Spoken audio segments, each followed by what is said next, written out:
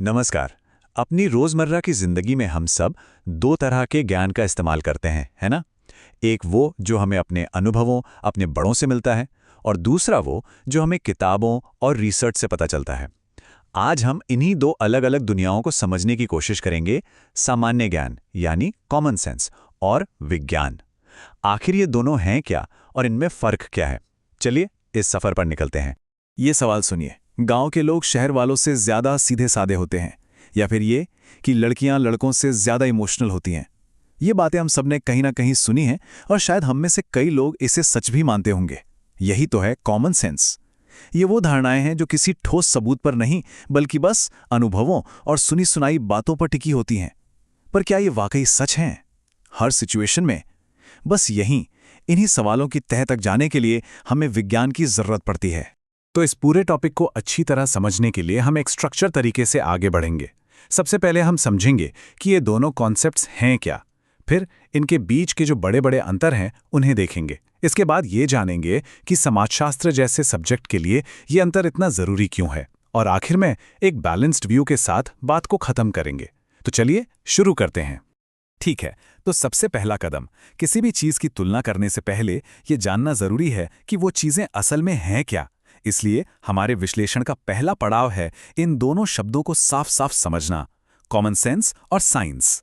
तो सबसे पहला और बुनियादी सवाल, ये सामान्य ज्ञान या कॉमन सेंस जिसे हम अपनी डेली लाइफ में इतना इस्तेमाल करते हैं, ये आखिर है क्या?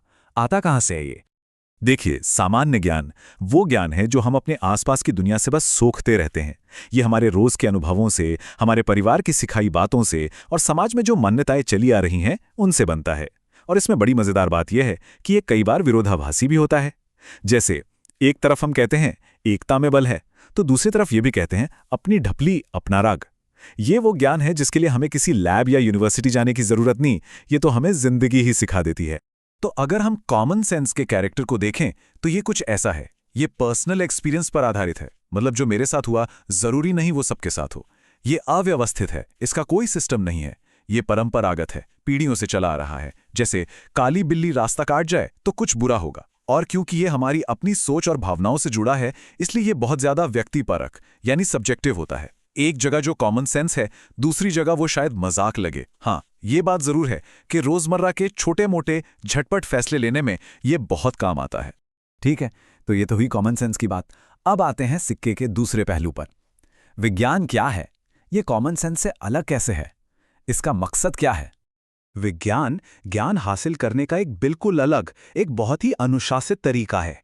ये सुनी सुनाई बातों पर नहीं, बल्कि एक सिस्टमैटिक प्रोसेस पर चलता है। इसमें चीज़ों को बहुत ध्यान से देखा जाता है, मतलब ऑब्जर्व किया जाता है। फिर कंट्रोल कंडीशंस में प्रयोग किए जाते हैं, और जो भी रिजल्ट्स आते हैं उन्हें तर्क यानी लॉजिक की कसौटी पर परखा जाता है। इसका लक्ष्य सिर्फ जानना नहीं, बल्कि ऐसे सिद्धांत बनाना है जो घटनाओं को समझा सके और भविष्य का अनुमान भी लगा सके। विज्ञान की खासियतें कॉमन सेंस से लगभग उल्टी हैं। ये व्यवस्थित है, यानी एक तय साइंटिफिक मेथड को फॉलो करता है। ये वस्तुनिष्ठ यानी ऑब्जेक्टिव होने की कोशिश करता है, जिसका मतलब है कि इसमें पर्सनल फीलिंग्स या विश्वास की कोई जगह नहीं होती, सिर्फ सबूत मायने रखते हैं। और इसकी सबसे बड़ी ताकत यह है कि यह सत्यापन योग्य है, मतलब कोई भी कहीं भी उसी एक्सपेरिमेंट को दोहराकर नतीजों को चेक कर सकता है। ये पूरी तरह तर्क पर आधारित है, और इसके नियम सार्वभौमिक होते हैं। मतलब ग्रेविटी का नियम भारत में भी वही है जो अमेरिका में। तो अब जब हमने दोनों को अलग अलग समझ लिया है, तो चलिए इन्हें आमने सामने रखकर देखते हैं। यहीं पर इनके बीच का फासला एकदम साफ हो जाएगा।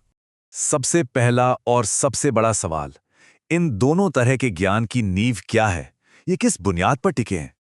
ये स्लाइड इस अंतर को बहुत ही साफ तरीके से दिखाती है। कॉमन सेंस की ताकत है परंपरा। उसका तर्क ये है, अरे ऐसा हमेशा से होता आया है, हमारे बड़े बुजुर्ग भी यही कहते थे, तो ये सही ही होगा। दूसरी तरफ विज्ञान की ताकत है प्रमाण यानी सबूत। उसका तर्क है, इसे कई प्रयोगों और तथ्यों से बार बार सिद्ध किया जा चुका है, इसलिए ये सही है। एक अतीत पर भरोसा करता है, दूसरा वर्तमान के सबूत पर। अगला सवाल, ठीक है बुनियाद अलग है, पर ये सच तक पहुंचने के लिए रास्ता कौन सा अपनाते हैं? इनका मेथड क्या है? विज्ञान के पास एक बहुत ही साफ और पावरफुल प्रक्रिया है, वैज्ञानिक पद्धति। चलिए अपने पुराने उदाहरण पर लौटते हैं। समस्या है, क्या गांव के लोग शहर के लोगों से ज्यादा सरल होते हैं? परिकल्पना यानी एक अंदाजा होगा, हाँ होते हैं। अब डेटा इकट्ठा करने के लिए हम दोनों जगहों पर सैकड़ों लोगों से सर्वे करेंगे, इंटरव्यू करेंगे, फिर उस डेटा का विश्लेषण करेंगे और तब जाकर एक नतीजे पर पहुंचेंगे कि हमारा अंदाजा सही था, गलत था या अधूरा था। कॉमन सेंस के पास ऐसी कोई तय प्रक्रिया है ही नहीं, वो तो बस अनुभवों का एक कलेक्शन है। ये टेबल इन सारे अंतरों को एक नज़र में समझने के लिए बेस्ट है। देखिए, ऑब्जेक्टिविटी के मामले में कॉमन सेंस हमारी फीलिंग से प्रभावित होता है, जबकि विज्ञान निष्पक्ष होता है। वेरिफिकेशन के मामले में आप किसी की मान्यता को लैब में टेस्ट नहीं कर सकते, पर विज्ञान के नतीजों को कोई भी दोबारा जांच सकता है। यूनिवर्सैलिटी की बात करें तो कॉमन सेंस की बातें जगह और समय के साथ बदल जाती हैं, पर विज्ञान के नियम हर जगह एक जैसे रहते हैं। और आखिर में भविष्यवाणी। कॉमन सेंस के आधार पर भविष्यवाणी करना मुश्किल है, जबकि विज्ञान हमें बता सकता है कि कल मौसम कैसा रहेगा। चलिए अब आते हैं इस पूरी बातचीत के सबसे अहम हिस्से पर। ये सारी बहस सिर्फ थ्योरी नहीं है, इसका हमारी असल दुनिया पर, खासकर समाज को समझने के विज्ञान यानी समाजशास्त्र में बहुत गहरा असर पड़ता है। तो सवाल ये है कि समाज के बारे में पढ़ते वक्त ये सब जानना इतना जरूरी क्यों है? जब हम समाज की मुश्किलों जैसे गरीबी, अपराध या भेदभाव को समझने की कोशिश करते हैं, तो सिर्फ कॉमन सेंस पर टिके रहना न सिर्फ गलत बल्कि खतरनाक भी हो सकता है। पर क्यों? ऐसा क्या खतरा है इसमें? इस एक वाक्य पर गौर कीजिए। गरीब लोग आलसी होते हैं। गरीबी को समझाने के लिए ये एक बहुत ही आम कॉमन सेंस वाला जवाब है। सुनने में बड़ा सीधा साधा लगता है और शायद बहुत से लोग इस पे यकीन भी करते हैं। क्यों? क्योंकि ये एक आसान जवाब है जो सारी जिम्मेदारी उस इंसान पर डाल देता है और हमें मुश्किल वजहों के बारे में सोचने से बचा लेता है।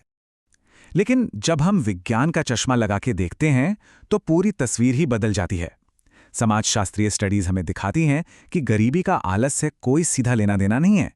इसकी असली जड़ें कहीं ज्यादा गहरी और जटिल हैं, जैसे अच्छी शिक्षा ना मिलना, नौकरी के मौके कम होना या समाज के आर्थिक ढांचे में ही कुछ ऐसी रुकावटें होना जो लोगों को आगे ही नहीं बढ़ने देती। विज्ञान समस्या की जड़ तक जाता है, सिर्फ ऊपर ऊपर नहीं देखता। तो जब हम सामाजिक मुद्दों पर सिर्फ कॉमन सेंस का इस्तेमाल करते हैं तो 3 बड़े खतरे होते हैं। पहला, यह हमारे अंदर के पूर्वाग्रहों यानी बायसेस को और मजबूत करता है। दूसरा, इसकी वजह से हम सामाजिक समस्याओं की असली वजह को समझ ही नहीं पाते। और तीसरा, यह हानिकारक स्टीरियोटाइप्स को बढ़ावा देता है, जैसा हमने गरीबी वाले उदाहरण में देखा। और इन्हीं गलत धारणाओं की वजह से अक्सर ऐसी नीतियां बनती हैं जो समस्या को सुलझाने की बजाय और उलझा देती हैं। तो हमने कॉमन सेंस और विज्ञान के बीच के फर्क को और समाज के लिए इसके महत्व को काफी गहराई से समझ लिया है। अब आखिर में एक बैलेंस्ड नजरिया अपनाते हुए इस चर्चा को समेटते हैं। ये समझना बहुत जरूरी है कि कॉमन सेंस और विज्ञान एक दूसरे के दुश्मन नहीं हैं। असल में ये मिलकर भी काम कर सकते हैं। कई बार कॉमन सेंस ही वो पहली चिंगारी होता है जो किसी वैज्ञानिक खोज को जन्म देती है। जैसे न्यूटन ने सेब को गिरते देखा, ये एक आम ऑब्जर्वेशन था, लेकिन इसी ने गुरुत्वाकर्षण के वैज्ञानिक नियम की खोज का रास्ता खोला। तो कॉमन सेंस सवाल खड़ा कर सकता है और विज्ञान उसका व्यवस्थित जवाब खोजता है। तो अंत में हम ये कह सकते हैं कि हमारे पास दुनिया को समझने के लिए 2 बहुत जरूरी टूल्स हैं और हमें बस ये पता होना चाहिए कि कौन सा टूल कब इस्तेमाल करना है। अपनी डेली लाइफ के छोटे मोटे झटपट फैसलों के लिए कॉमन सेंस बहुत जरूरी है। ये हमें तेजी से काम करने में मदद करता है, लेकिन जब हमें किसी चीज की गहराई में जाना हो, सच की तह तक पहुंचना हो और पूर्वाग्रहों से ऊपर उठकर समाज के लिए बेहतर फैसले लेने हो, तब हमें विज्ञान के अनुशासित और सबूत पर आधारित रास्ते पर ही चलना होगा। तो ये आखिरी सवाल मैं आपके सोचने के लिए छोड़ रहा हूं। हमारी अपनी जिंदगी में ऐसी कौन सी कॉमन सेंस वाली बातें हैं, ऐसी कौन सी धारणाएं हैं जिन्हें हम बिना सवाल किए सच मानकर बैठे हैं? शायद अब वक्त आ गया है कि हम उन पर एक वैज्ञानिक की तरह सवाल उठाएं और सबूतों की तलाश करें।